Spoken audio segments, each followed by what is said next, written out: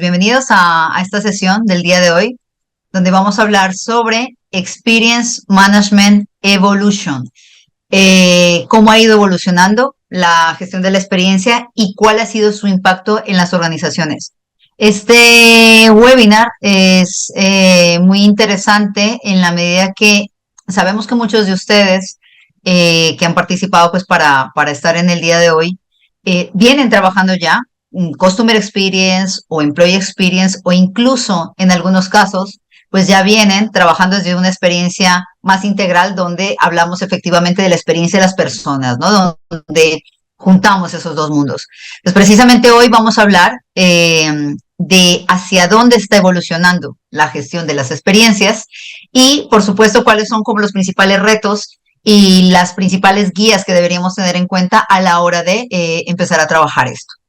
Entonces, rápidamente me presento. Mi nombre es Sandra Sansón. Yo trabajo como Product Manager en el área de innovación de ISO. Desde hace 7 años estoy en la compañía y he tenido la posibilidad a lo largo de todos estos años de trabajar tanto en sectores públicos, privados, B2B, B2C y diferentes sectores a lo largo de diferentes países. Entonces, con esta visión he podido como integrar de alguna manera como las buenas prácticas que las organizaciones, independientemente de su tamaño, van corriendo con los años y qué tipo de situaciones, por ejemplo, ponen en riesgo alguna estrategia de experience management que se quiera sacar adelante. Entonces, el día de hoy lo que vamos a hacer es un recorrido por algunos conceptos básicos y por supuesto pues me gustaría empezar esta sesión el día de hoy hablando de experience management como tal, o sea, ¿por qué estamos de repente hablando de esto y ya no estamos hablando solo de customer experience o employee experience? Entonces,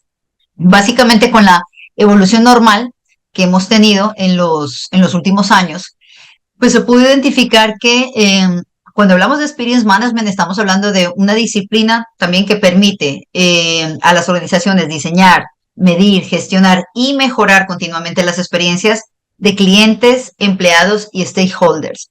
Y aquí es donde quiero que nos detengamos un momento. Cuando nosotros identificamos que estamos trabajando con una organización, pues todos sabemos que hay diferentes actores.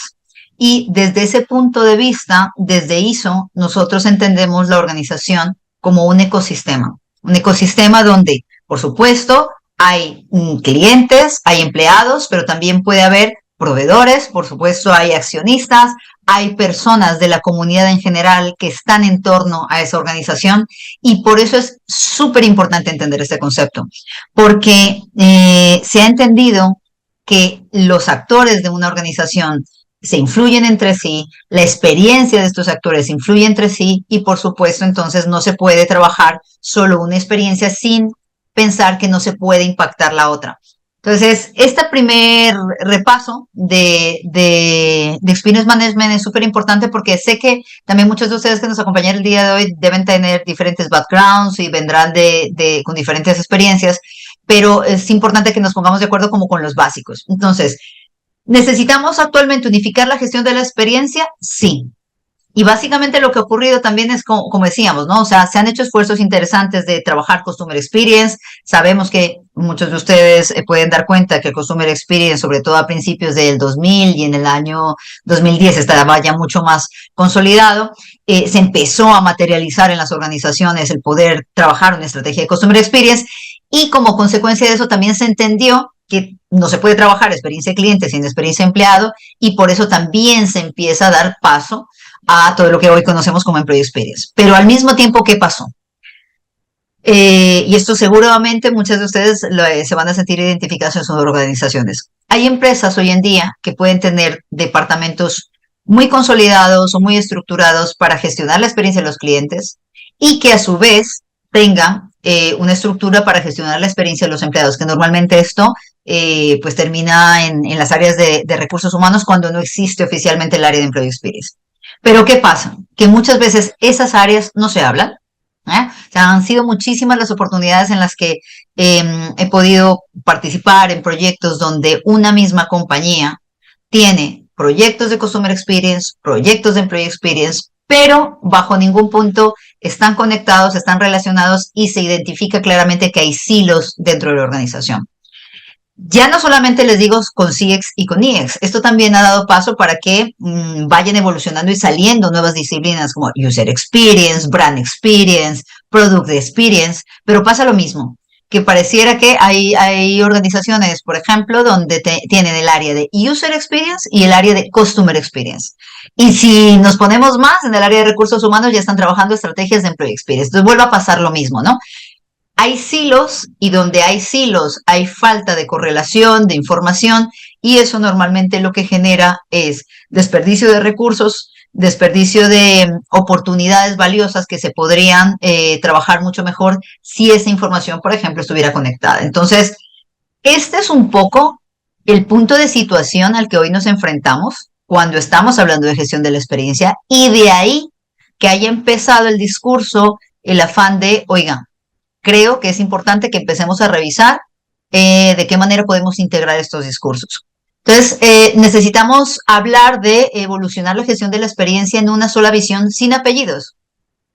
No es que vaya a desaparecer la gestión de la experiencia del cliente o la gestión de la experiencia del empleado, pero sí entender que no tiene mucho sentido tener estructuras distintas para cada una de ellas, sabiendo que en gran medida los procesos, las metodologías y las herramientas que se utilizan son transversales y se pueden enfocar perfectamente en el público que nosotros queramos, en este caso clientes, empleados u otro tipo, insisto, de stakeholders. Y hablo de esto de otro tipo de stakeholders porque, por ejemplo, con esta nueva visión de gestión de la experiencia como tal de las personas, pues empresas que están enfocadas en temas de responsabilidad social empresarial, que están interesadas en cuidar la experiencia de sus proveedores, están interesadas en cuidar la experiencia de la comunidad, decíamos, que puede estar relacionada con esta organización, pues ahí, por ejemplo, para este tipo de empresas viene fenomenal este concepto, porque se entiende que no es un único actor exclusivo con el que se puede gestionar la experiencia, sino que son varios y que cuanto mejor estructuremos esa experiencia con diferentes stakeholders, pues los resultados de la organización van a ser muchísimo más positivos. Entonces, quería arrancar la sesión del día de hoy precisamente con esto. Entonces, entendemos, desde ISO hemos impulsado muy fuerte la idea de ser conscientes de que la organización es todo un ecosistema, pero claro, ahora la clave es identificar cómo hacemos para que ese ecosistema que es demandante, que tiene sus propias necesidades, pues pueda fluir con una sólida estrategia unificada de gestión de la experiencia. Entonces, mi reto va a ser un poco contarles de qué manera lo podemos hacer, qué matices hay.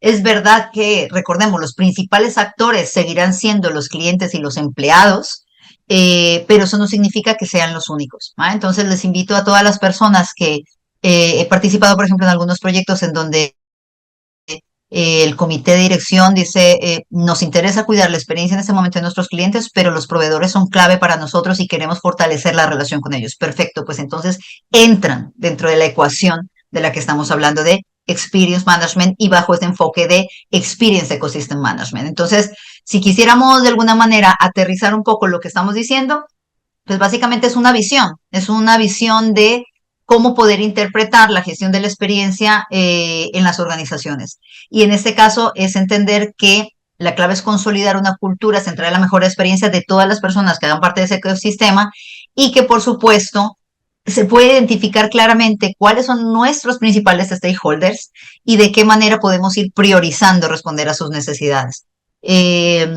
Esto no se trata ahora de entonces tener en cuenta a cualquier persona que entre dentro del ecosistema.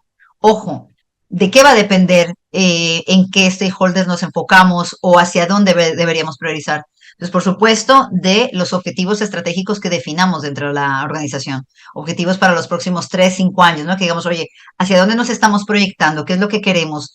¿En qué necesitamos consolidarnos? Y a partir de ahí, viene la respuesta de, ok, pues para lograr esto necesitamos estos y estos actores para poder tener muy clara la estrategia.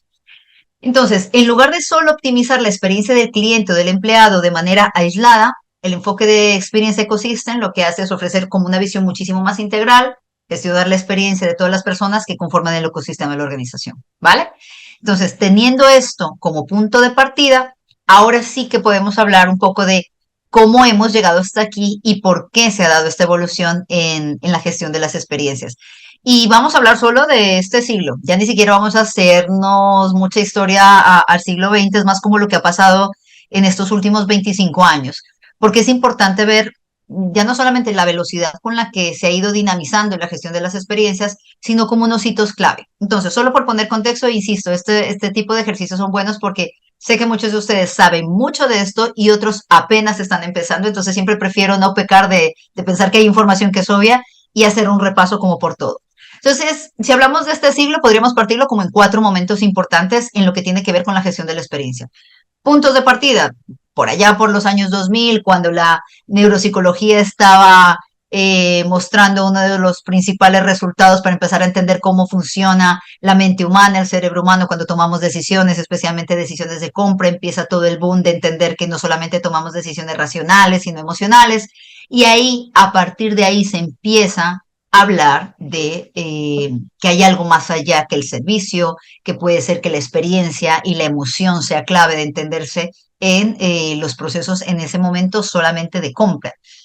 Entonces, más o menos casi los 10 primeros años empiezan a salir conceptos claros como satisfacción, se empiezan a popularizar, de hecho, las encuestas de satisfacción, donde todavía se contestaban encuestas. Sabemos que las encuestas es uno de los canales más quemados a día de hoy, tiene muy baja efectividad en ciertos sectores o para identificar ciertos temas, pero en ese momento la encuesta era una salida, también el boom de la internet y que todo el mundo también empezaba a tener acceso a esto, lo sabemos, ayudó, ¿no? A que se empezara a hablar ya de conceptos de satisfacción, calidad en el servicio, y que de alguna manera se empezara a entender la importancia de cuidar a los clientes, de que no fueran relaciones solo transaccionales, pero no había una visión holística de la experiencia todavía, era muy exploratoria, ¿no? Vamos a ver, esto parece que tiene sentido. Para los años 2010, aunque ya el NPS se había lanzado a principios también del año 2000, es en el 2010 o en ese marco de 2010-2015 cuando ya muchas más empresas empiezan a interiorizar esta métrica, empiezan a traerla a sus sistemas de medición, de evaluación, y empieza a popularizarse como tal el NPS, ¿no? Entonces empiezan los primeros encuestas que tenían NPS relacionales, después vienen NPS transaccionales, pero básicamente se empieza a popularizar también a través de la experiencia multicanal, ¿no? Se empieza también a decir, los clientes pueden interactuar con las marcas a través de diferentes canales, sean físicos, sean digitales, y cada una de esas interacciones es susceptible de ser medida y es susceptible de ser entendida. Entiendo que para la mayoría de ustedes es probable que entiendan el concepto de NPS, pero para quienes no, fue una métrica clave que en su momento permitió con una sola pregunta medir lealtad. Y ojo, aquí hago un matiz importante, ya que estábamos hablando de satisfacción. Recordar que tener clientes satisfechos no es lo mismo que tener clientes fidelizados o clientes leales a una marca. ¿Dónde radica la principal diferencia? Pues que tener clientes satisfechos me da cuenta de clientes a los que se les han cumplido las expectativas, pero cumplirle las expectativas a los clientes no significa que se han vuelto ni fans de la marca, ni que tienen una vinculación emocional con ella, ¿vale? O sea que en cualquier momento, sí, se han cumplido mis expectativas, pero si encuentro algo mejor en el mercado, me voy y se acabó. Entonces, el boom del NPS es que permitía identificar, la forma en cómo está diseñado permite identificar lealtad, porque es el nivel de recomendación, qué tanto recomiendo, ¿no? Qué tanto yo me voy a mojar por una marca frente a mis amigos o a mis familiares, las personas con las que más confianza tengo, por una marca. Por eso fue tan importante y tan disruptiva en su momento. Y como decíamos, ser conscientes también en este punto de que la experiencia multicanal era clave, que no solamente importaban las interacciones en el punto de venta como normalmente se priorizaba o la interacción solo en la web, sino que cualquier tipo de contacto que se tenga con la marca, pues ya era clave. Viene años 2015, 2020, ojo, no es que antes no se haya hablado de esto, estamos hablando como de puntos de inflexión, donde por fin empieza a tomar protagonismo la experiencia de empleado. Digo por fin, porque aunque es un tema obvio, aunque muchas veces uno podría decir, claro, pues por supuesto, si los empleados tienen una muy buena experiencia en la organización, van a poder dar una muy buena experiencia a los clientes, pero como no siempre lo que es obvio es entendido por todos por igual, pues apenas en el 2015, hace casi 10 años, estamos diciendo que es donde empieza a haber un pico, por ejemplo, de interés en las organizaciones en empezar a desarrollar proyectos e iniciativas de Employee Experience. Y es cuando se empieza también a entender que los temas de Employee Experience tienen que hablarse con los de Customer Experience, que no pueden estar como tan separados. Pero es verdad que ahí es donde les comentaba que siguen siendo como mundos separados, ¿no? O sea, como que sí, empiezan unas iniciativas de Employee Experience a lo mejor con las áreas de recursos humanos, empiezan iniciativas de Customer Experience con el área que esté liderando esto, que puede ser marketing, ventas, Customer Service o quien esté liderando eso en la organización, pero es muy difícil ver cómo los dos se integran. Entonces, aquí se empiezan también, sobre todo ya cercano a 2020, a entender la importancia de ir combinando datos en este caso de experiencia con datos operativos. Es parte de esa relación que decíamos entre CS y X, ¿no? ¿Cómo hago para poder demostrar que invertir en experiencia de cliente o que invertir en experiencia de empleado tiene un retorno para la organización y tiene un impacto positivo, ¿no? En el negocio. Entonces se empieza también a reforzar el mensaje de empecemos a cruzar y hacer correlaciones de KPIs, por ejemplo, propios de experiencia con KPIs propios de operaciones y del negocio. Y entonces llegamos a un punto que más o menos es lo que ha venido pasando los últimos 5 años, siendo los últimos 2 años donde más protagonismo ha tenido la visión y el concepto de Experience Management. Y es que se ha entendido, como decíamos, que no podemos seguir trabajando en silos y pensar que gestionar la experiencia de los clientes dista mucho de gestionar la experiencia del empleado. Sobre todo, hay unas premisas básicas, hay unos aspectos básicos que se comparten y que perfectamente aplican para las dos. Decíamos, en temas de procesos, en temas de metodologías, en temas de herramientas, hay muchísimas cosas que se pueden compartir y por lo tanto, si se puede compartir, no tiene sentido tenerlo disperso en la organización. Eso tiene unos costes muy altos, por supuesto en recursos económicos, pero también eso implica que haya procesos que tomen más tiempo, que no se puedan, por ejemplo, aprender de si esto ya se viene desarrollando en CX, pues perfectamente se podría trabajar esto en EX con las lecciones aprendidas de lo que ya hemos hecho. Entonces, la reflexión en la que estamos el punto de hoy, porque estamos hablando de Experience Management Evolution, es para entender que muchas de las estrategias y de las iniciativas que se han venido implementando en experiencia de cliente perfectamente aplican para poder gestionar experiencia de empleado y viceversa. ¿Hay matices? Pues por supuesto que hay matices, pero como les digo, la clave es poder identificar en dónde sí están los puntos de encuentro para tratar de optimizar, hacer sinergias y ver dónde podemos construir una estrategia mucho más sólida. Un caso interesante cuando empezamos a aterrizar un poco más al hablar de Experience Management y justo con lo que les hablaba de datos de experiencia y operativos, es ser conscientes que entonces, por ejemplo, si hablamos de una experiencia unificada, pues la clave es empezar a recopilar y combinar esos datos para analizar tendencias, patrones y correlaciones que ayuden a entender cómo es que la experiencia impacta en la organización. Recordar solo también como para que todos lo tengamos claro, cuando estamos hablando, por ejemplo, de datos de experiencia, ¿qué nos referimos? Cuando nosotros mapeamos experiencias, estamos mapeando realmente percepciones, emociones, expectativas, opiniones, es decir, datos subjetivos que las personas eh, damos sobre las experiencias que tenemos con nuestra organización, bien sea que seamos clientes o empleados, y que a partir de esos datos, de esas impresiones subjetivas que nosotros nos hacemos, se definen nuestras decisiones a futuro, bien sea como consumidores o como empleados. A partir de estas percepciones, emociones, opiniones, pues nosotros podemos decidir seguir siendo clientes o no de una compañía o renunciar o seguir trabajando con una empresa, ¿no? A eso nos referimos con ser capaces de mapear los datos de la experiencia. Recordar que todo esto tiene metodologías, tanto cualitativas como cuantitativas, para poder hacer investigaciones que puedan estar bien tiradas, que evitar sesgos en los procesos de investigación, que esto es clave a la hora de hacer un buen research. Y cuando hablamos de datos operativos, pues estamos hablando como tal de datos financieros y del negocio, datos de operaciones y de procesos, datos de recursos humanos, datos digitales y de interacción con los clientes, es decir, aspectos que se vienen midiendo sí o sí en las organizaciones, pero que el desafío es que normalmente no se suelen correlacionar con los datos de experiencia. Ahí es donde el enfoque de Experience Management hace su mayor foco. Ahí es donde tienen que estar los principales esfuerzos de las organizaciones por ser capaces de traducir esto, ¿no? Por ser capaces, por ejemplo, como en estos ejemplos que son súper sencillos. Oye, tenemos un banco donde el dato operativo, que lo vienen midiendo desde hace mucho tiempo, puede ser, pues nuestro tiempo de espera es 15 minutos, pero ese dato no dice nada porque no sabemos si eso es bueno o si eso es malo. Para saber si 15 minutos es bueno o malo en un sector, ¿qué es lo que necesitamos? Pues los datos de experiencia. Y entonces, si yo ahí lo cruzo, por ejemplo, hago una encuesta con los clientes y me doy cuenta que los clientes reportan una alta insatisfacción con la espera, vale, ok, eso ya me hace sentido y ya ese dato frío operativo cobra otro tipo de relevancia y, por ejemplo, me puede llevar a definir unas soluciones que en este caso sea o reduzco el tiempo de espera o mejoro la experiencia en la espera o ambos, ¿no? Pero es ese tipo de correlaciones las que necesitamos empezar a entender. Lo mismo si estuviéramos trabajando, por ejemplo, en un e-commerce.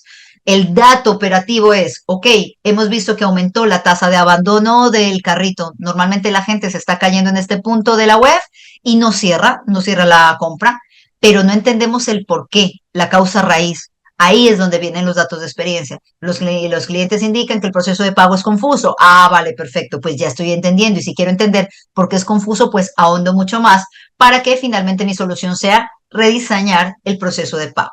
Entonces, esto, insisto, que es un contexto y que muchos de ustedes lo tienen rodadísimo, pues fíjense que parece obvio, pero muchísimas organizaciones aún hoy en día, a 2025, no lo tienen tan claro.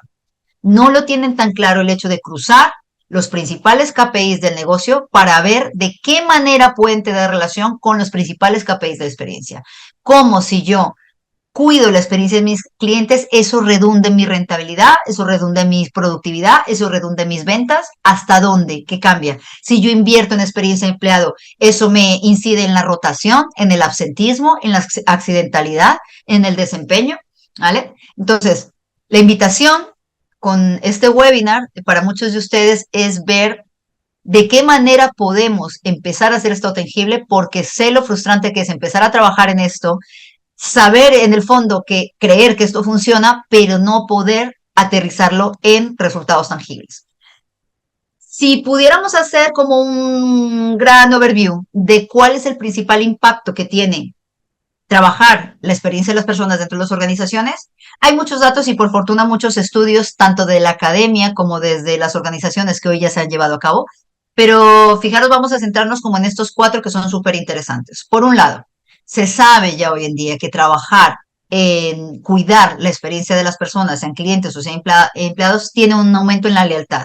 En este caso, si son clientes, pues son clientes, normalmente se ha visto que los clientes que están vinculados con una marca tienen 23% más probabilidad de seguir comprando a una misma empresa y 37% más de recomendarla. Datos que hoy ya no suenan básicos, pero bueno, aquí están corroborados, ¿no? Las empresas que priorizan el diseño emocional en sus journeys de clientes aumentan un 20% en la satisfacción del cliente y hasta un 15% en la fidelización, cada vez que nos damos la oportunidad de rediseñar aquellos puntos que hemos identificado como puntos de fricción. A nivel de reducción de la rotación, el 32% de los clientes dejará de hacer negocios con una marca que aman después de solo una mala experiencia. Mirar lo que implica no cuidar, por ejemplo, en este caso, la experiencia de los clientes. Pero las empresas que ofrecen experiencias emocionales positivas a sus empleados pueden reducir la rotación hasta en un 40%. Pero les decía que esto es transversal. Estamos hablando de clientes, estamos hablando de empleados, pero los principios son los mismos. Cuidar la experiencia de los unos y de los otros, por ejemplo, en este caso, disminuye la rotación, ¿vale? Y aumenta la lealtad. También que se ve, pues hay un aumento del valor entregado. Las experiencias diseñadas para crear un vínculo emocional, por ejemplo, pueden aumentar el valor de vida del cliente hasta en un 306%. O sea, es una cifra brutal. Ya solo con eso debería ser motivo para que todas las compañías decidan, ¿no? Trabajar de lleno en el tema de la gestión de la experiencia y en el rediseño de experiencias. Los empleados que tienen una conexión emocional con su lugar de trabajo tienen un 22% más de probabilidad de desempeñarse con un nivel superior y de hecho, ojo que hay un estudio, un metaanálisis súper interesante que hace Gallup, que cruza más de 436 estudios, está actualizado el de 2024 para que lo revisen, lo pueden googlear, donde no solamente aquí estoy hablando directamente de temas de desempeño, pero ojo, se tiene identificado muchísimos KPIs de recursos humanos y KPIs operativos en los que esto incide positivamente para que lo revisen y lo contrasten. Y, por supuesto, mejora ingresos y reducción de costes. Las empresas que invierten en la mejora de la experiencia del cliente, por ejemplo, pueden aumentar sus ingresos hasta en un 10 o 15%. Y las empresas que implementan estrategias para mejorar la experiencia emocional de los empleados pueden ver un 25% menos de absentismo. Datos, como les decía, puntuales. Ya hoy hay suficientes estudios en los que podríamos respaldar, porque sé que a veces uno de los retos que tenemos en las organizaciones es vale, yo quiero defender esto ante el comité directivo, pero no sé cómo argumentarlo, ¿no? No tengo como toda la información o no tengo casos reales en mi organización. Vale, pues para eso están los estudios que ya se han rodado hoy en día y por eso les decía, son estudios bastante actualizados, hacer un research básico, pero está clarísima que hay una correlación positiva entre cuidar la experiencia de clientes y empleados y los resultados del negocio teniendo que ver con temas de rentabilidad, ventas, productividad, desempeño. Entonces, en las últimas 2 décadas, como hemos visto, la gestión de la experiencia ha pasado a ser una disciplina emergente a convertirse en un pilar estratégico para las organizaciones. Y aquí también hago una mención importante a esto porque ustedes saben que hay muchas modas, suelen surgir muchas modas de metodologías, de herramientas, y cuando se empezó a hablar de experiencia de cliente, por allá, como decíamos, cerrando casi la primera década de los años 2000, pues se tenía un poco el miedo de que esto fuera solo una moda, ¿no? Como ha pasado con otras cosas.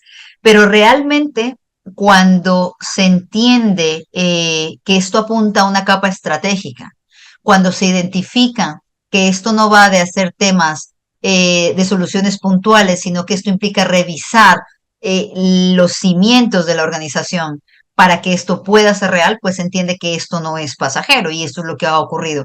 Hoy es un pilar estratégico, muchas de las organizaciones lo han podido entender, las organizaciones que mejor lo han entendido han podido ser muy competitivas y diferenciarse en un mercado del que cada vez es más difícil diferenciarse y por eso hoy seguimos insistiendo y hablando de este tema.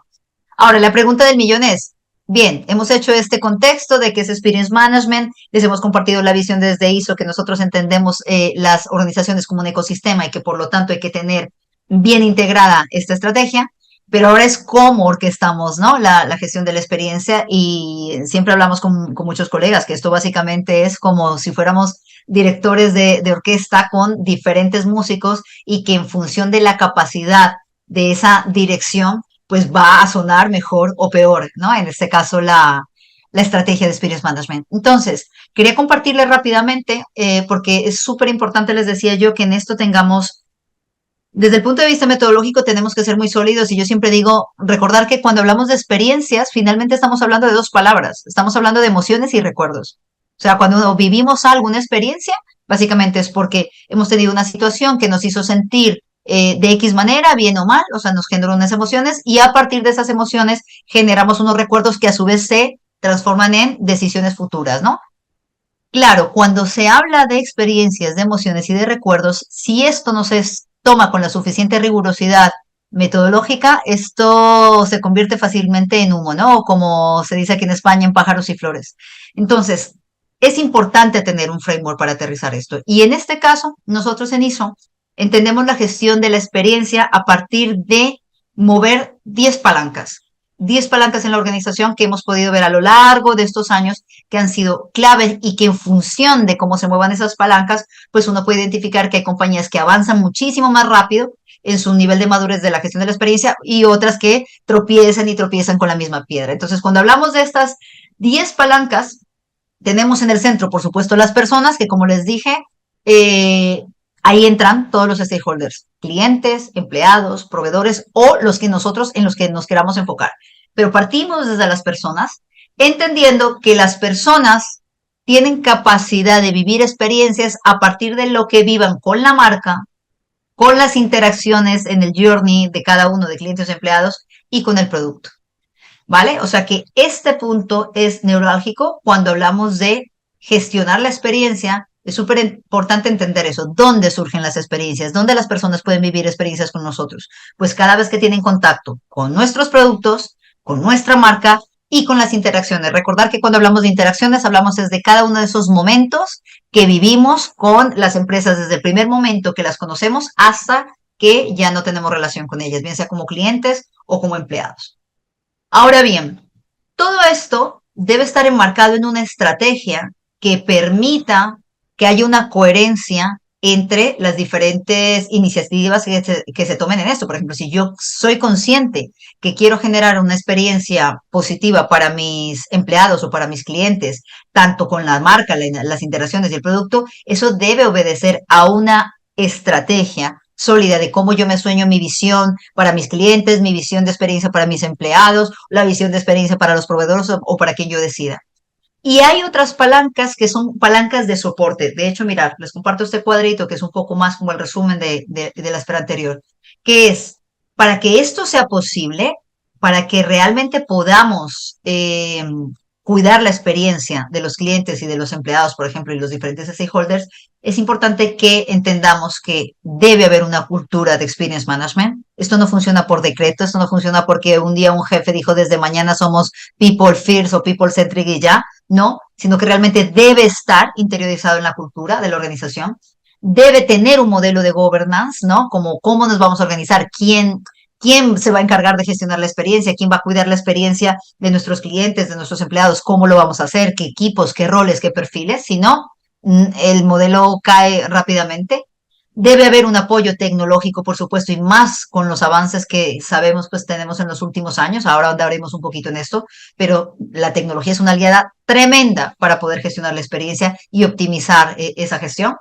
Debe haber procesos de medición claros, procesos de medición aterrizados. Lo que no se mide no existe, lo que no se mide no se gestiona, no se controla.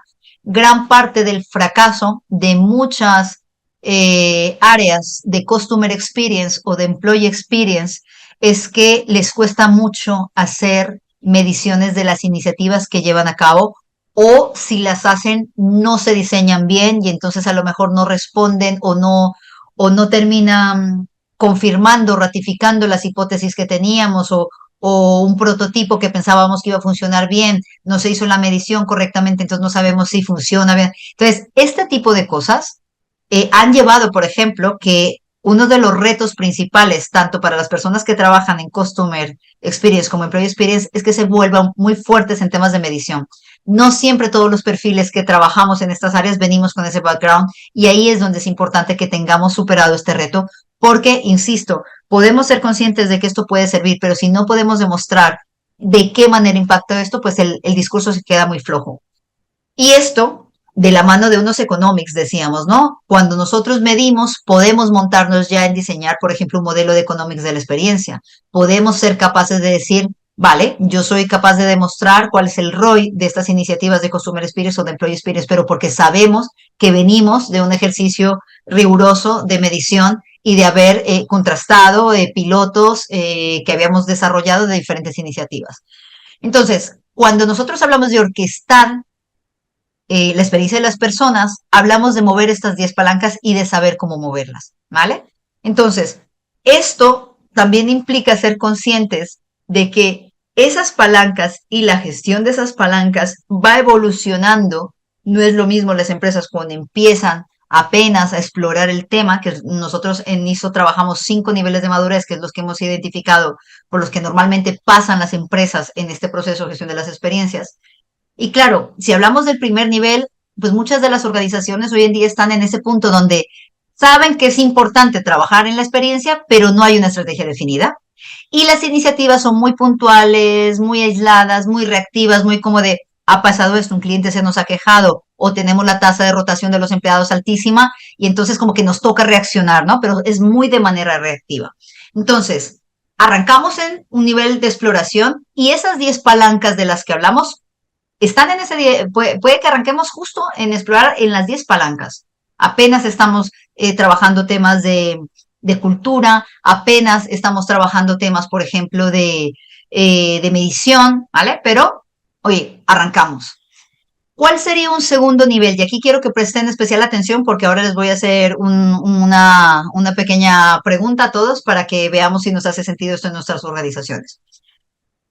Cuando yo como organización sé que tengo que trabajar en esto porque es importante, todavía no sé cómo porque no tengo la estrategia, pero ya soy consciente de esto, ahí ya empieza de verdad a quererse trabajar la gestión de las experiencias. Ahora bien, para poder dar el salto a la etapa de definir, Entonces ahí ya debe haber unos avances, ya no solamente basta con reconocer la importancia, sino que se empiezan a estructurar algunas iniciativas para mapear la experiencia de clientes y de empleados y o empleados, porque aquí lo mismo. Estoy segura, por ejemplo, que muchos de ustedes, lo que ha pasado en la mayor parte del mercado, se arranca con Customer Experience, en la mayoría de las organizaciones se arranca con Customer Experience, salvo que haya un área muy fuerte de People que entienda la importancia de esto y respalde y desde el principio también insista en la importancia de mapear, por ejemplo, el journey de los empleados y se empiezan a tener unas métricas básicas, entonces empiezan las primeras encuestas a incluir temas de NPS o temas de indicadores de satisfacción o el Customer Effort Score o el Employee Effort Score, por ejemplo, que es para medir qué tanto esfuerzo le generamos a los clientes o a los empleados en ciertas interacciones, pero todavía sigue siendo algo puntual que no está integrado, de hecho, en toda la empresa. En la etapa de definir, por ejemplo, también pueden estar los primeros intentos de aterrizar una visión de qué es eso que soñamos para nuestros clientes. Sería la visión CX, la visión EX, o si somos como organización, la visión de Experience Management. Pero es cuando empiezan, ¿no? Ya a aterrizar cositas. Aquí es cuando las empresas empiezan a decir, quiero hacer el journey de mis clientes, quiero hacer el journey de mis empleados, quiero arquetipar, quiero empezar a hacer segmentación psicográfica y quiero sacar mis arquetipos de clientes y mis arquetipos de empleados. Son como esos primeros pinitos, ¿no? Después, para poder pasar a un tercer nivel de evolución, estamos hablando de la etapa de extender. Y aquí, como el nombre lo indica, básicamente el reto es que una vez que ya hemos definido la visión en la etapa anterior, ahora la clave es que todo el mundo de la organización se lo crea y lo interiorice. Y aquí cuando digo se lo crea es otra vez el matiz de ojo que esto no va por decreto. Entonces, aquí empiezan también procesos de transformación cultural, ¿no? Donde se consolidan equipos, para empezar a gestionar la experiencia del cliente y del empleado, se empiezan a combinar datos operativos y de experiencia como los que les había hablado hace un momento, ¿no? Para empezar a tomar decisiones mucho más informadas. Y aquí también se empiezan a ver ya mucho más sólidos los programas de voz. Ya no solamente es la encuesta suelta, que a lo mejor hacía en la etapa de definir, sino que yo, si ya puedo decir que estoy en extender, yo ya tengo programas de voz. Y ojo, recordar, que esto nos puede dar para otro webinar, que los programas de voz no es solo hacer encuestas, que ese es uno de los mitos que tenemos que derribar. Los programas de voz es ser capaces de escuchar a los clientes y a los empleados de forma solicitada y no solicitada. ¿Qué quiere decir eso solicitada? Solicitada es cuando, ok, le mandamos una encuesta para que nos responda esa información. Pero el éxito de un buen programa de voz es que también tenga habilitada la opción de que las personas den su voz de manera no solicitada, sino cuando ellos quieran, en cualquier momento, ¿vale?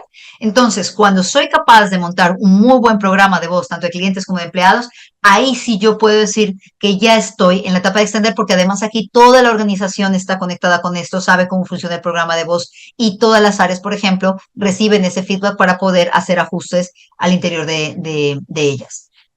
El paso de extender a consolidar se da básicamente cuando hablamos que la experiencia se convierte en una ventaja competitiva. Yo me he dado cuenta que ya no necesito entrar en la lucha de precios, en la que muchas compañías caen y el precio ya saben que cae hasta donde puede caer, pero cuando ya no se puede competir por precio, ¿con qué se compite? Pues se compite con experiencia y la experiencia se convierte efectivamente en una ventaja competitiva. Se establecen estrategias ya omnicanal y personalizadas con un enfoque más proactivo y predictivo basado en datos. Se empieza a medir el retorno de trabajar en Customer Experience, Employee Experience, y aquí se define ya o ya se tiene muy consolidado el modelo de gobierno, donde se tiene muy claro quién gestiona qué. Venga, tenemos un programa de voz, ¿vale? ¿Quién lo coordina? ¿Quién analiza la información? ¿Quién hace el close the loop y termina de cerrar la experiencia con nuestros clientes? ¿Quién se encarga de escuchar y diagnosticar y actualizar los journeys y los arquetipos? ¿Quién se encarga de rediseñar la experiencia a partir de esos diagnósticos? Todo esto debe estar súper claro para que no queden ambiguas las fronteras entre, no, es que a mí me tocaba esto, a mí me tocaba lo otro. Y cuando hablamos del enfoque Experience Management, aquí quiero hacer una especial eh, pausa, y es porque muchas de las situaciones en las que vemos que se puede o que es perfecto tener una visión Experience Management para optimizar recursos, es que ustedes saben que cuando se trabajan los programas de voz, hay compañías que forman hasta su propio equipo, entonces tienen un grupo de un project manager, analistas, personas especializadas en capturar la voz de los clientes, por ejemplo, procesar esa información, gestionar el feedback, ¿no? Y puede un área específica solo para el tema de gestionar la voz del cliente con su respectiva plataforma tecnológica.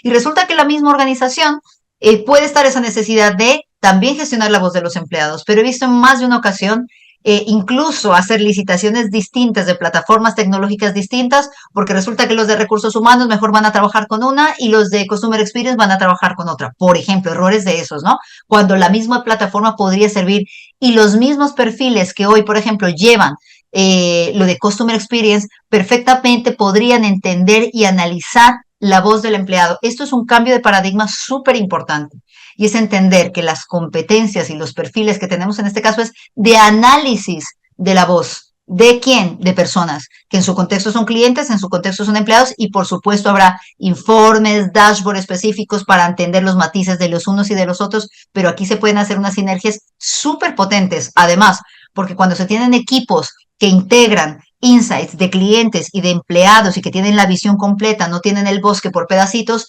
pueden encontrar correlaciones mucho más fáciles. Entonces, por ejemplo, este es uno de los principales retos que tenemos en esto y cuando hablamos de consolidar, las empresas que de verdad trabajan en Experience Management o quieren ahondar en esto, uno de los primeros cambios es eso. ¿Cómo hacemos para montar un área que unifique la voz de los diferentes stakeholders y yo pueda rápidamente encontrar esas correlaciones que tanto nos cuesta hoy en el día a día cuando tenemos por separado Customer Experience de Employee Experience? Finalmente, el quinto nivel es optimizar. Y cuando hablamos de optimizar es que ya la organización ha integrado completamente Experience Management dentro de su estrategia del negocio. La experiencia es gestionada de forma continua y hay básicamente modelos avanzados de datos para poder llegar a hacer esto. Hay una cultura centrada en cuidar la experiencia de los clientes y de los empleados y el diseño emocional hace parte esencial de la estrategia para generar estas experiencias con la marca. También aquí el ROI de invertir en Customer Experience y Employee Experience está más que demostrado, no hay necesidad de argumentarlo, sino que de hecho hay unos dashboards específicos que van mapeando la trazabilidad de que cada vez que se lanza una iniciativa y se lanza un piloto de IX o de CX, pues se puede, ¿no? Saber y mapear a través de un modelo económico de la experiencia cómo es ese rol. Entonces, pregunta importante y aquí voy a lanzar una encuesta cortita que me encantaría que puedan llenar. Voy a hacer una votación. Y es, si hablamos de niveles de madurez, ¿en qué nivel de madurez creen ustedes que está su organización para aquellos que estén en este momento actual en una organización? ¿En qué nivel? De acuerdo a estas definiciones que tenemos en la pantalla, ¿cómo se ven? ¿Qué creen? Esto es súper interesante y además porque ahora que veamos los resultados, vamos a ver de cómo está evolucionando el mercado. Recordar que aunque venimos trabajando fuerte en las últimas 2 décadas, el boom de CX, como decíamos, empezó desde hace ya 15 años y el de EX desde hace 10. Entonces, normal. Voy a que pasemos los 100 participantes, ¿vale? Para tener más de 100 respuestas, pero ya hay una clara tendencia. Venga, 5 personas más que me faltan para llegar a los 100. Perfecto. Listo, tenemos 100 respuestas. Lo voy a parar ahí, ¿vale? Y vamos a ver los resultados. Como pueden darse cuenta, tenemos una clara tendencia en estar en definir, explorar. Muchas empresas han empezado el proceso de exploración, pero la mayoría, y esto lo vemos nosotros en los proyectos a los que nos enfrentamos en el día a día, la mayoría justo están en esa etapa. Empecemos a definir, empezamos a hacer nuestros primeros journeys, empezamos a hacer nuestras primeras encuestas de experiencia de cliente, de experiencia de empleado. Recordar, encuestas que no tienen nada que ver con encuestas solo de calidad del servicio, es un concepto totalmente diferente, o de investigaciones de mercado, o que en el caso de los empleados no son encuestas de clima, ¿no? Sino encuestas de experiencia. El concepto es distinto.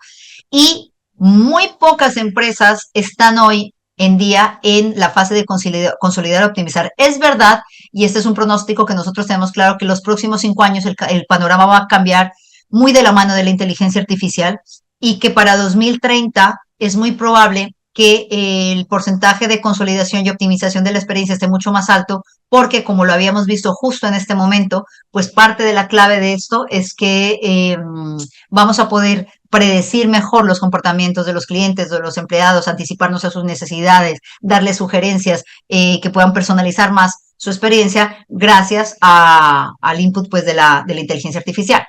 Vale, pues entonces, habiendo hecho esto, aquí me gustaría también compartirles lo siguiente. Mirar, claro, aquí cada uno dio su impresión de lo que cree sería ese nivel de madurez, pero para saber a ciencia cierta cuál es el nivel de madurez de mi organización, y aquí les dejo como unos tips básicos, es súper importante, y eso es algo que nosotros siempre hacemos cuando hacemos este tipo de proyectos, siempre vayan de la mano combinando con investigación cualitativa y cuantitativa. Eso para mí es un mantra, ¿vale? Porque es importante recordar, la investigación cuantitativa nos permite identificar representatividad estadística, ver qué tan grande puede ser una situación, y la investigación cualitativa nos permite entender causa raíz y profundizar en algo, ¿no? Entonces, para poder saber en qué nivel de madurez está mi organización, es importante hacer diferentes actividades, quali y quantis, y básicamente poder llegar a conclusiones como estas. Poder, por ejemplo, identificar cuál es la estructura organizativa actual, los roles y las responsabilidades asociados a la gestión de la experiencia.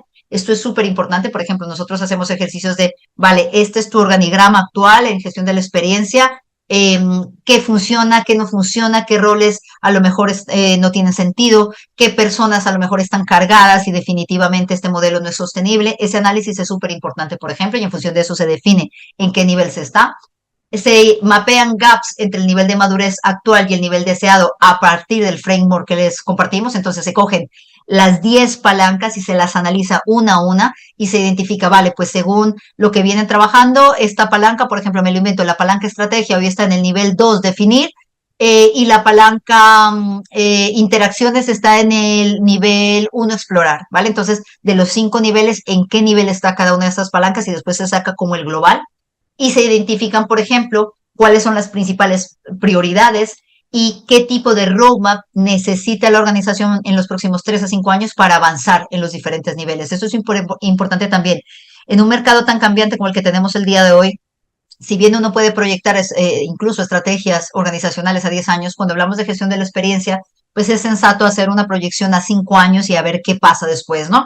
Entonces, los roadmaps de acciones normalmente se tienen que enfocar de 3 a 5 años para decir, vale, venga, perfecto, 2025, ¿dónde estamos ahora? ¿Estamos en este nivel? Ok, ¿qué tengo que hacer para que en 2026 yo haya o avanzado un peldaño a nivel general o puedo tener de las 10 palancas, pues puedo irlas moviendo? No necesariamente, y en la vida real no siempre pasa que de una avanzamos en todo. Entonces, unas palancas se pueden quedar más que otras. En tecnología podemos ir más que, por ejemplo, en un modelo de medición de economics, ¿vale? Entonces, pero bueno, eso es lo que tendría sentido para que no se nos quede, como en este caso, es verdad que hicimos una encuesta con una exploración general, pero es muy importante hacer un análisis exhaustivo de evaluaciones de madurez, ¿no? Para saber realmente dónde estamos. Y estas evaluaciones de madurez son clave porque nos permite, esta matriz es súper importante, nosotros siempre la trabajamos cuando hacemos este tipo de proyectos, y es que a las empresas les pueden pasar dos cosas, que entran en infragestión de la experiencia o en sobregestión. ¿Qué pasa cuando entramos en, estos son los diferentes niveles de madurez, ¿no? Y entonces cuando hablamos de infragestión estamos hablando de, se trabaja oficialmente poco en Experience Management, incluso puede que no haya ni áreas consolidadas en esto, pero se logran grandes experiencias y esto es típico, por ejemplo, de las startups, ¿vale? Que a lo mejor no tienen la superestructura, no tienen un modelo de gobierno muy enfocado en temas de Experience Management, pero lo que han diseñado tiene un push brutal, tanto en clientes y en empleados, y eso genera una experiencia muy positiva, ¿vale? ¿Cuál es el riesgo de este modelo de estar en infragestión? Pues que es muy difícil escalarlo, que funciona mientras somos pequeñitos, pero que a medida crece, eso no va a ser sostenible. Tú puedes diseñar un momento wow para tu cliente y para tu empleado, a lo mejor en un contexto, pero si el negocio se te crece, pues después simplemente por finanzas no te va a dar, ¿no? Entonces, a eso nos referimos con caer en la infragestión. Y la sobregestión, por contrapartida, que es típico caso de multinacionales o de grandes compañías, que llevan muchos años en el mercado, el asunto es que hacen 20.000 cosas, ponen muchísimas iniciativas, el comité de no sé qué, y tenemos embajadores CIES, y hemos gastado no sé cuánto presupuesto, y tenemos journeys, y tenemos programas de voz, y tienen un montón de cosas, pero no se logra que realmente se mejore la experiencia de los clientes o de los empleados, o el impacto es poquísimo, casi no se ve. ¿Cuál es el riesgo de esto? Pues que lo más probable es que si han hecho mucha cosa, pues han estado invirtiendo en los focos inadecuados y no se está logrando el objetivo para el cual se ha estado invirtiendo todo ese esfuerzo, ese dinero y ese tiempo. Por lo tanto, nosotros siempre hablamos de un experience management que tenga un smart growth, ¿no? O sea, que podamos de verdad tener un equilibrio y hacerlo de una forma inteligente, ese crecimiento, para poder gestionar la experiencia, ir avanzando en los niveles de madurez sin que implique dejarnos miles de dólares en el presupuesto, dejarnos un montón de cronogramas que hemos sobrepasado por tiempo porque no calculamos bien y lo peor, desgastar a las áreas, que eso es lo más preocupante cuando se hace esto. Recordad que hablábamos de transformación cultural. Uno de los riesgos tremendos cuando hablamos de evolución entre cada uno de los niveles de Experience Management es que si no se gestiona bien la estrategia, ya no solamente es el hecho de que se pierde dinero y se pierde tiempo, sino que los equipos se desgastan. Entonces, la gente dentro de la organización empieza a perder credibilidad, le dice, sí, bueno, pero esto lo intentamos y no funcionó. Entonces, ese es un punto muy peligroso y cuando esa falta de credibilidad también llega a los clientes, peor, ¿no? Cuando a lo mejor hacemos encuestas para que los clientes participen o los invitamos a focus, pero los clientes sienten que da igual mandar una encuesta o hacer un focus si el problema sigue, ¿no? Y no ha cambiado. Entonces, esto, cuando hacemos evaluaciones de madurez, es súper importante tenerlo en cuenta porque básicamente es clave saber en qué punto de esa matriz estamos para saber cómo reenfocar la estrategia y poder avanzar de verdad en un roadmap de madurez.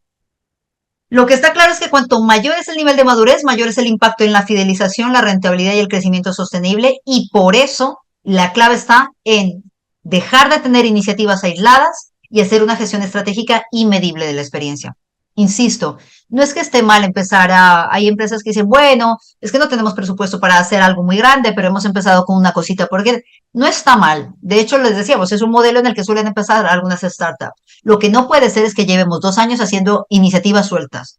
No, es que para mejorar la experiencia de los empleados, pues hemos decidido, me lo invento, dimos un viernes de teletrabajo. Ok, perfecto, esa es una iniciativa, pero no esperemos que por una iniciativa ya estemos diciendo que tenemos una estrategia de employee experience y mucho menos esperemos resultados importantes a partir de una sola iniciativa suelta o aislada, ¿no? De ahí la importancia, insisto, de que esto se pueda medir.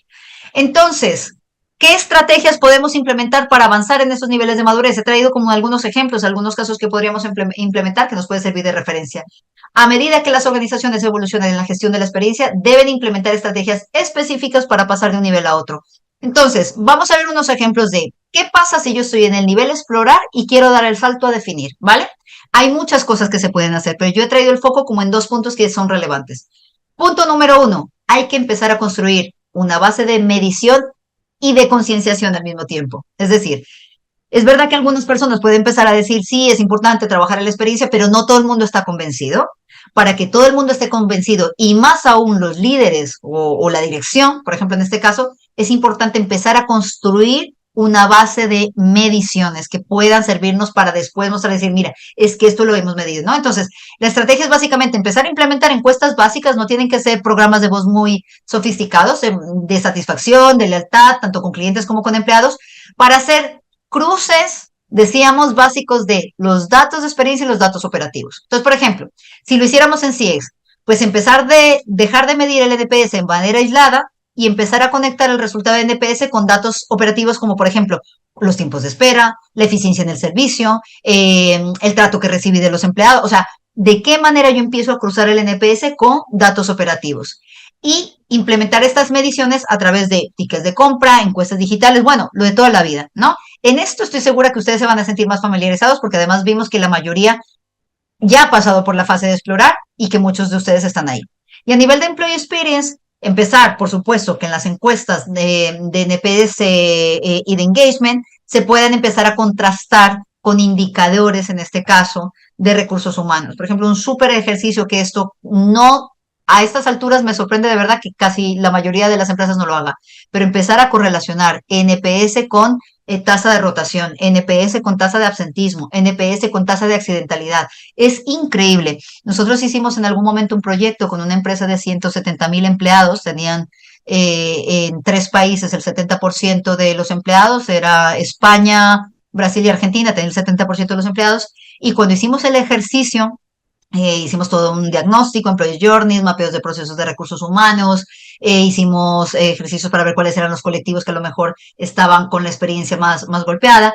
Y uno de los datos más interesantes fue identificar que solo bajando un punto en el absentismo de esta empresa, que el foco era de seguridad y que la mayoría de los empleados trabajaban en el nicho de la seguridad, pues solo bajando el absentismo un punto, la empresa se ahorraba miles y miles de euros. Entonces, este tipo de ejercicios son clave empezar a correlacionar datos operativos con de experiencia para empezar a virar hasta definir y para que alguien nos empiece a escuchar y para que alguien nos empiece a aprobar presupuestos y para que alguien nos empiece a disponer de los recursos que necesitamos. También, por supuesto, como lo habíamos dicho, y esto se van a sentir identificados la mayoría porque veo que lo han podido reconocer, mapear la experiencia, identificar arquetipos, conocer la experiencia completa de los clientes y empleados que viven con la organización y hacer una segmentación psicográfica, ¿no? O sea, ir más allá de la típica segmentación sociodemográfica. Entonces, a nivel de experience management, o sea, tanto para clientes como empleados, pues tener buenos journeys para visualizar los momentos de la verdad y de dolor. Y cuando hablo de buenos journeys, son journeys que se hayan hecho con clientes, no sirven journeys que se hayan hecho de puertas para adentro en la empresa. No es que nosotros ya mapeamos el journey de nuestros clientes, así como lo hicieron. Nos sentamos los de ventas y los de marketing una tarde y los sacamos. No, porque recordar, no se puede ser juez y parte, hay muchísimos sesgos que se van ahí. Entonces, súper importante partir de un buen diagnóstico, si no, a partir de ahí, pues se cometen errores grandísimos a nivel de diseño de la experiencia. Identificar arquetipos también para segmentar a clientes y empleados de manera más estratégica y lograr un mayor grado de personalización. Este es un punto importantísimo, por ejemplo, para pasar a definir. Vale, empiezo a hacer arquetipos, pero ¿para qué hago los arquetipos? Pues si hago arquetipos de clientes a lo mejor voy a poder diseñar argumentarios de ventas mucho más enfocados. Si es de empleados, voy a poder diseñar un paquete de salario emocional muchísimo más aterrizado a las necesidades de mis empleados. ¿Vale? Muy bien, ¿cómo pasar del nivel de definir a extender? Insisto, hay varias formas de hacerlo, pero estas dos son clave. Uno, estandarizar procesos que impacten la experiencia. Entonces, a nivel de estrategia, un poco con el hilo de lo que habíamos hablado, unificar los esfuerzos de Customer Experience y Employee Experience creando equipos internos dedicados a gestionar la experiencia con unos procesos estandarizados que permitan identificar buenas prácticas que puedan aplicarse a los unos y a los otros. Decíamos, hay muchísimas cosas. O sea, quien aprende a analizar, solo por ponerles un ejemplo, y esto se me va a la cosa de aquí al frente que hablo de los programas de voz, pero quien aprende a analizar encuestas, quien aprende a analizar cómo recoger la voz de los clientes, qué tipo de métricas, pues, tiene las mismas competencias y ese mismo know-how le sirve para analizar la voz de los empleados. Quiero ser muy, muy insistente en esto. Entonces, por ejemplo, a nivel de procesos, pues, ¿qué funciona? Dar mayor autonomía a los equipos del front, tanto de clientes externos o internos, para que tomen decisiones a partir de los insights obtenidos en mediciones de clientes empleados, que tengan esa autonomía y que sean equipos que puedan compartir buenas prácticas entre ellos. A nivel de programas de voz de cliente y de empleado, la idea es diseñar una estrategia que integre esa escucha, decíamos, ¿no? Que no sean dos programas por separado, sino una sola estrategia que permita recoger muy bien la voz de los dos tipos de stakeholders en los que nos queremos enfocar y que se procese muy bien esa información para identificar no solamente las mejoras que hay que hacer por cada una, sino qué correlaciones hay entre ellas. Insisto que este es el punto como más importante. 3, ¿cómo saltar de extender a consolidar? Pues básicamente en este punto la clave es la personalización y la unicanalidad. Aquí la estrategia es adoptar cuanto más personalización se puede hacer para anticiparse a las necesidades de clientes y los empleados, más logramos consolidarnos, ¿vale? En nuestra gestión de la experiencia. Entonces, un ejemplo, pues podríamos implementar programas de fidelización para conocer datos de consumo y comportamiento que permitan personalizar promociones y recomendaciones de productos. Esto es algo que se hace de toda la vida. Es decir, pero no todas las compañías lo hacen de manera, por ejemplo, para anticiparse, ¿no? Los programas de fidelización y de puntos existen desde hace mucho tiempo, pero ¿cuántos realmente logran aprovechar todos esos datos para poderle proactivamente mandarle a los clientes o a los empleados? Oye, sabemos que tú usas mucho este servicio, por lo tanto te recomendamos que el próximo mes va a haber esto y esto. Ese tipo de cosas lo hacen hoy algunas compañías, pero no todas, y menos en tema de gestión de empleados. Ahí sí que menos. ¿Qué más se puede hacer? Integrar la experiencia omnicanal para facilitar gestiones que deban hacer los clientes, ¿no? Todo lo que sea facilitar para hacer pedidos, solicitudes, o en el caso de los empleados, para solicitar vacaciones, permisos, documentación, todo lo que yo pueda anticiparme. Si yo sé que, por ejemplo, un empleado normalmente tiene que sacar vacaciones, que suele sacar vacaciones entre X periodo, yo podría proactivamente, acompañado de la tecnología, anticiparme y poder lanzar notificaciones que le faciliten el proceso. Recuerda, no te olvides que tal día tienes que subir la documentación de qué, te dejo aquí el link para que puedas hacerlo. Ese tipo de cosas, por eso hablo de Experience Management aquí también con estos ejemplos, porque aplican tanto para clientes como para empleados. Poder definir muy bien unos roadmap de acciones que me permitan a mí saber cómo puedo ayudar a facilitar la experiencia de ambos.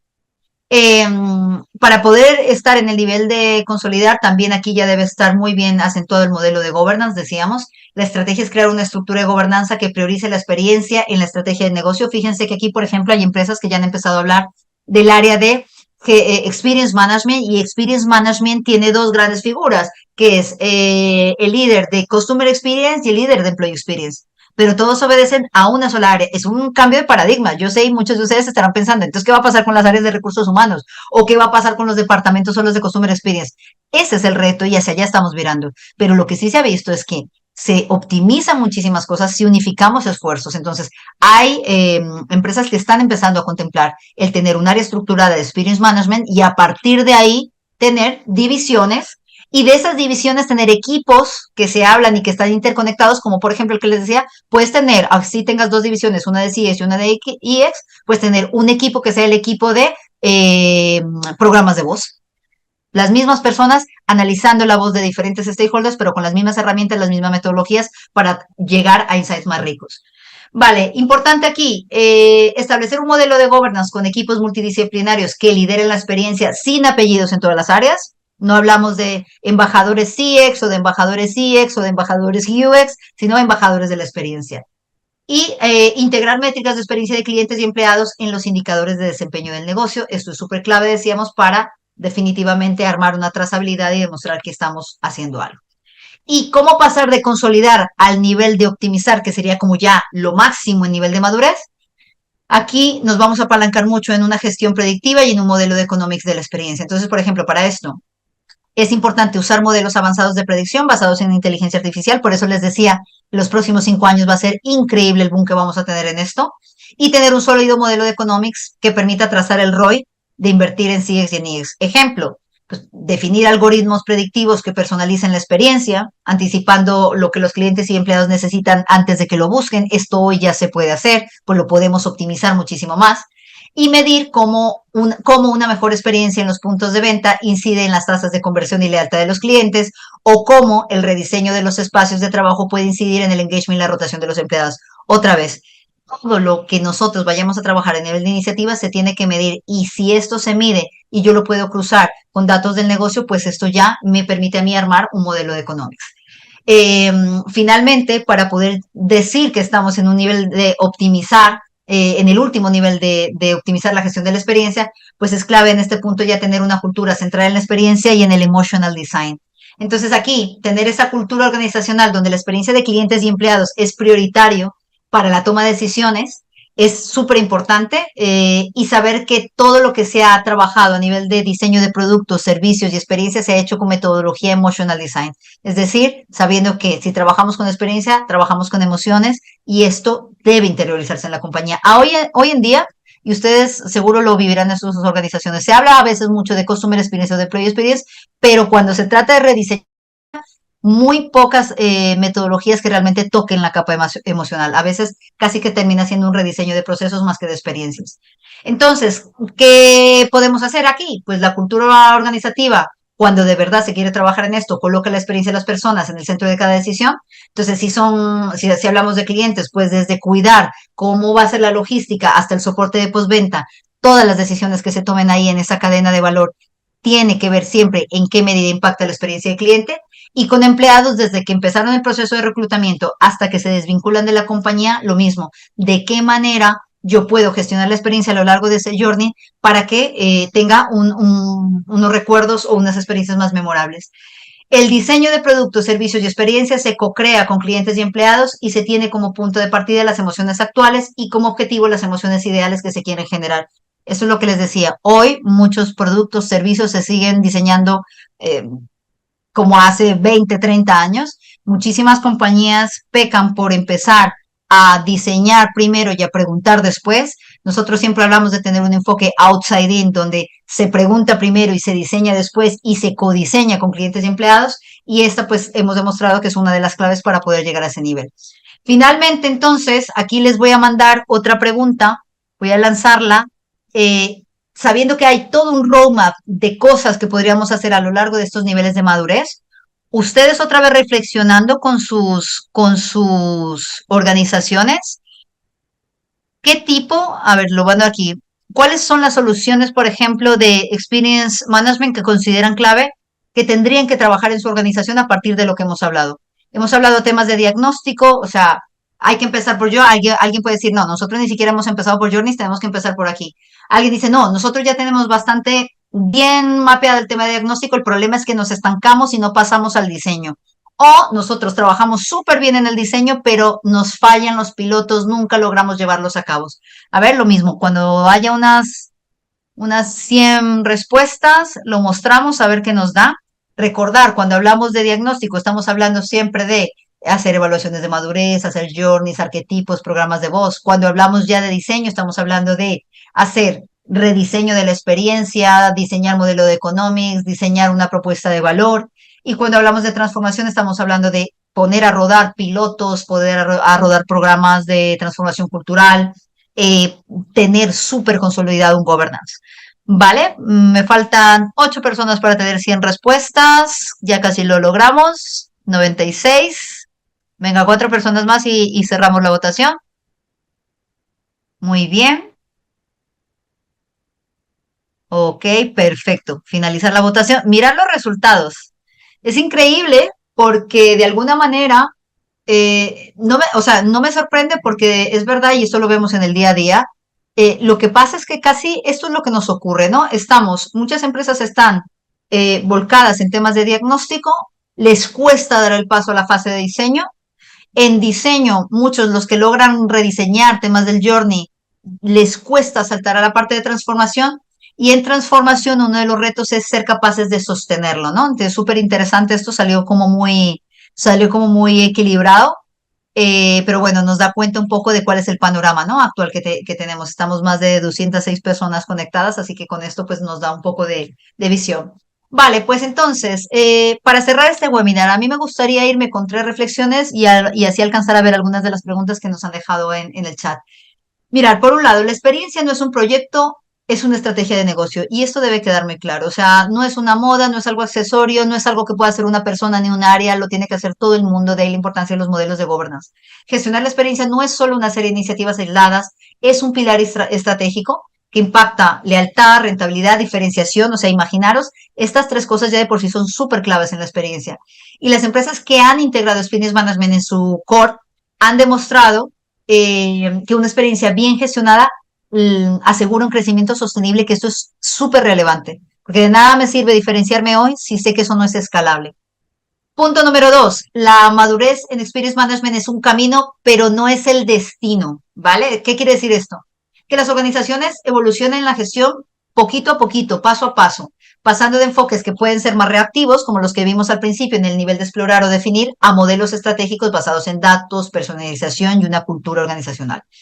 Entonces, poder avanzar en esos diferentes niveles implica, decíamos, mover varias palancas y dentro de esas palancas de las que hemos hablado es muy importante tener en cuenta que implica toda una transformación cultural y temas de escucha, métricas, governance, tecnología y emotional design. Importante, no importa en qué nivel estén hoy, lo fundamental es trazar un roadmap claro para saber hacia dónde se va a llegar de verdad y qué impacto real se va a tener. ¿Vale? Entonces, no importa, así estén en nivel 1 hoy, sin problema.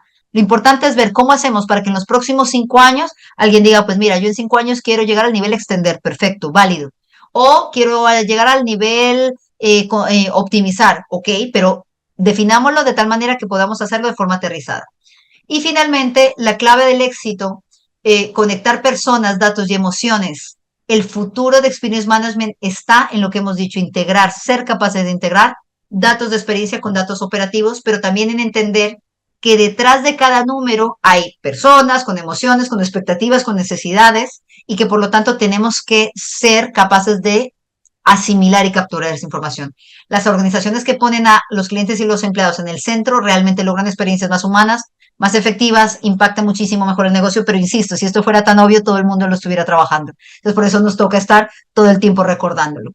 Cuando hablamos de NPS, normalmente el NPS, lo que recordar que es la medición que tenemos de clientes, lo cruzamos con indicadores del negocio que tengan que ver, pues, por ejemplo, el NPS con el crecimiento de ventas, el NPS con la cobertura de clientes, el NPS con la tasa de crecimiento de X producto en el portfolio, ¿no? O sea, es empezar a cruzar el NPS con diferentes indicadores operativos.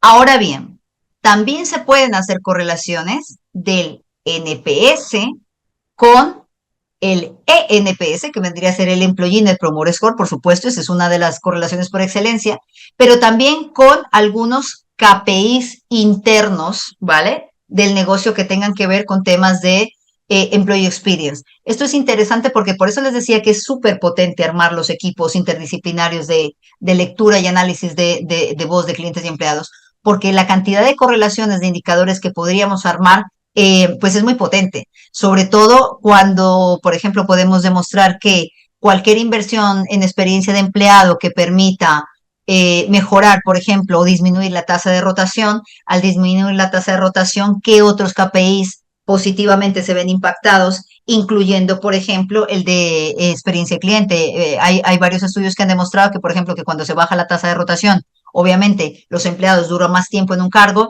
y al durar más tiempo en un cargo, si hacen una buena gestión de experiencia, consolidan más la relación con los clientes y se aumenta la fidelización de los clientes. Entonces, por supuesto, están absolutamente correlacionados. A ver, ¿qué más hay por aquí? ¿Cuántos puntos o cuánto afectará a mí en las acciones? Bueno, esta pregunta es buenísima, pero es muy difícil de contestar, Sebastián. ¿Cómo sabemos cuántos puntos o cuánto afectará a mi NPS en las acciones que tomamos después de poner en marcha una iniciativa, ¿no? A ciencia cierta es muy difícil que tú puedas decir, vale, con esta iniciativa nosotros vamos a subir 10 puntos o vamos a disminuir, no sé, tantas cosas. Sobre todo, de ahí la importancia de los pilotos. Sí que podemos armar un rango, ¿no? Y si hemos venido trayendo una trazabilidad, por ejemplo, en los últimos, qué sé yo, en los últimos 3 años, que vengamos midiendo, oye, pues resulta que los clientes se están quejando muchísimo de la interacción con la web, se caen normalmente las ventas en tal parte a tantos clics de navegación y tal. Y cuando hemos hecho la investigación nos han dicho que básicamente lo que necesitan es una navegación más fluida y eso va a implicar un rediseño de la web y no sé qué cosas. Vale. Nosotros sí podríamos hacer una proyección y decir, la gente nos ha dicho que normalmente dejan de comprar por esto. Si cambiamos justo esto y hemos visto que tanto por ciento son tantos clientes los que han dejado de comprar por esa razón, más o menos podríamos proyectar, oye, pues yo creo que en este caso son tantos clientes los que pueden entrar dentro de este estudio, o si el NPS que nos han dado, por ejemplo, en esa valoración, esos clientes afectados por una situación específica, justo cambiamos esa queja por la que nos estaban hablando y dando ese NPS, pues más o menos podríamos proyectar, pero no hay un rango exacto que uno pueda decir. De hecho, a mí me parece un poco audaz y cuando se correlaciona con salarios preocupante, cuando de repente en las organizaciones dicen, pues el próximo año tenemos que subir 20 puntos el NPS y eso va vinculado al bonus, por ejemplo. Es complejo porque puede haber muchas cosas, por supuesto, que incidan en ello y no se puede hacer una afirmación tan a la ligera. Habrá que tener varios KPIs para poder tomar ese tipo de decisiones. Vale, muy bien. Bueno, yo creo que alcanzamos a responder un par de preguntillas más. Eh, ¿Qué indicadores es clave llevarán si es la proceso? Vale, hablamos mucho de los KPIs para saber si se ha adoptado la cultura, ¿no? Bueno, en este caso es súper importante, por ejemplo, para saber si realmente la gente de verdad, voy a dejar de compartir aquí que ya creo que han copiado todos el código, para que realmente sepamos que la gente de verdad cree que hay que cuidar la experiencia de los clientes y los empleados, como es un proceso de transformación cultural y como sabemos eso toma tiempo, un proceso de transformación cultural bien llevado de media toma 24 meses y trabajándole muy fuerte desde diferentes frentes, una de las formas más importantes es haciendo ese mismo ejercicio de medición, pero recordar de medición y de evaluación quali y quanti. Es decir, yo aquí puedo, desde en las encuestas normales de engagement, por ejemplo, que lanzan mis empleados, preguntar por el NPS y dentro de los motivos del NPS ver si eso está asociado a la gestión de la experiencia de empleado, a las mejoras que se han hecho en experiencia de empleado, en experiencia de cliente, por ejemplo, es una forma de ir haciendo esa trazabilidad.